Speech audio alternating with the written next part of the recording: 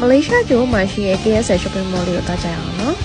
Crunchy ကနေပြီးတော့ CW1 bus လေးကိုစီးမယ်ဒီ bus လေးတွေကပုံမှန်အားဖြင့် bus stop ရေလို့မရှိပါဘူး immigration ကိုတိုက်ရိုက်သွားတာပါ immigration မဝင်ရင်မှာ arrival form လေးကိုတော့ကြိုဖြည့်ထားရပါတယ်ပြီးရင်တော့ all passport holder လေးကိုဝင်နိုင်ပါပဲဒီပင်ရဲ့ journey လေးတော့စပါပြီအခု hotel ကနေပြီးတော့ KSL shopping mall လေးကိုစပြီးထွက်သွားပါပြီပေါ့နော်KSL shopping mall လေးကပုံမှန် immigration နဲ့ခန့်နေတဲ့ city mall တို့ commuter mall တို့နဲ့တော့နည်းနည်းလေးတော့နှမ်းပါတယ်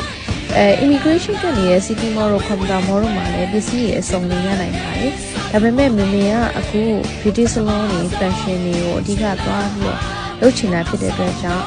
အခု KSL shopping mall လေးကိုသွားနေတာဖြစ်ပါတယ် KSL shopping mall ရဲ့တခုအားသာတာကပုံမှန် Malaysia နေနဲ့တော်တော်များများသဘောကျသလိုသူရှိမှာရနိုင်တဲ့ပစ္စည်းမျိုးစုံကလည်း fashion တွေ design တွေ beauty salon တွေကလည်းဈေးတော်တော်လေးကိုသက်သာပါတယ်။မမေအခု beauty salon ဒါဒုတိယတစ်ခါပြန်လာခြင်းဖြစ်ပါတယ်။ဒါကတော့မမေအဆုံးfloor မှာ ground floor မှာစစရောက်ချင်းဝင်တဲ့ entrance စာလေးရိုက်ထားတာပေါ့နော်။သူ့မှာ Western နေလည်းရှိတယ်။တခြား branded ပစ္စည်းတွေဟိုမှာနိုင်ဝယ်မလားbeauty salon သွားမလားအနွေးတွေပါရေပေါ့ jacket တွေပါဆိုရင်သူ့မှာအစုံလေးရှိပါတယ်ဒါကတော့ first floor ဆိုင်ရပြီပေါ့နော်မိမိလိုက်ကြည့်ရတော်တော်များများတော့ beauty salon တွေ massage တွေ nail art တွေeyelash တွေပေါ့နော်အဲ့ဒါတွေတော်တော်လေးကိုစုံနေပါတယ်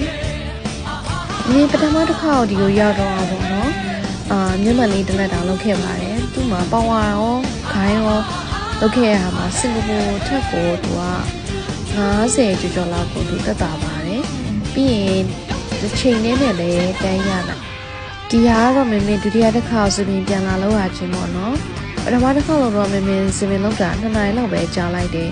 စပင် rebound လောက်တာရော coloring ဆိုတာရောပေါ့နော်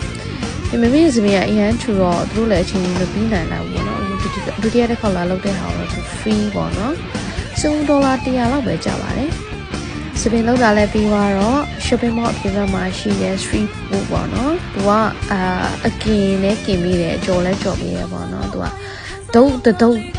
တိုင်းကိုသူက ringgit တစ်ချက်ကောက်တယ်ပေါ့နော်အမှသူကကား3စီးထားပေးထားတယ်